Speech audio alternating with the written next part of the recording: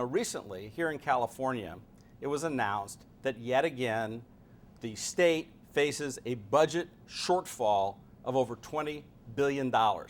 This is the third year in a row that that's happened. Now, how come the politicians in Sacramento can't fix that? Why don't they just spend less money? Well, one answer is the unions won't let them. What unions? The public employee unions.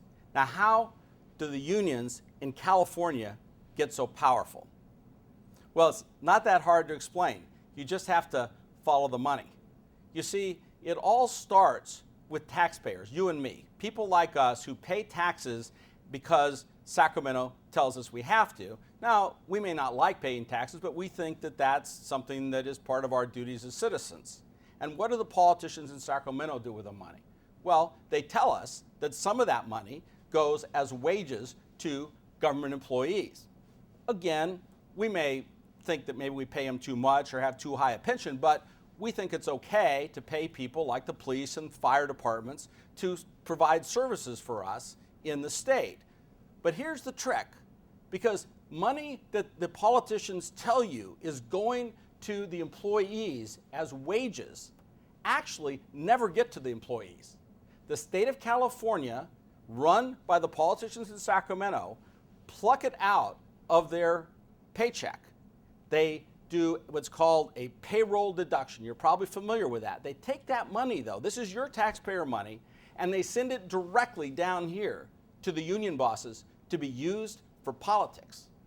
Now think about that for a second. That is a standard cash flow into the political coffers of the union bosses, and they don't even have to ask for the money. The rest of us, if we want to do something in politics, we want to influence politics in some way, we have to go ask for donations. The Democratic Party has to ask for them, the Republican Party has to ask for them. Not the union bosses. They just get a steady cash stream of our tax money that goes directly from you to them. And what do they do with it? What do the union bosses do with that money? Well, some of it they give as political contributions to the very same politicians in Sacramento who gave it to them in the first place. Now let's stop and think about that for a second.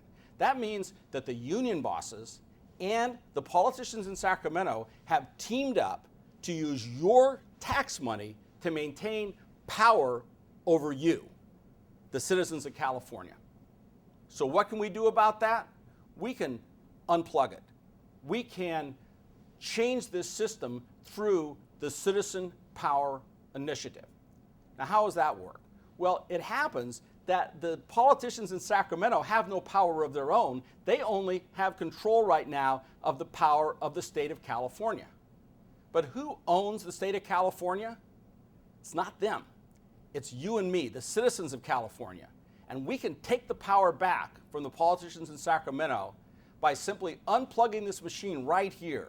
Because at this point, only the state of California has the power to make payroll deductions from the paychecks of its employees. We, the people of California, can pass an initiative that directs the state of California to stop doing that. The state of California will be prohibited, if this initiative passes, from taking payroll deductions and giving it to unions for political purposes. If the state of California takes money from payroll deductions and gives it to the union bosses for union dues, which would be permissible, the union bosses can't use it for political purposes.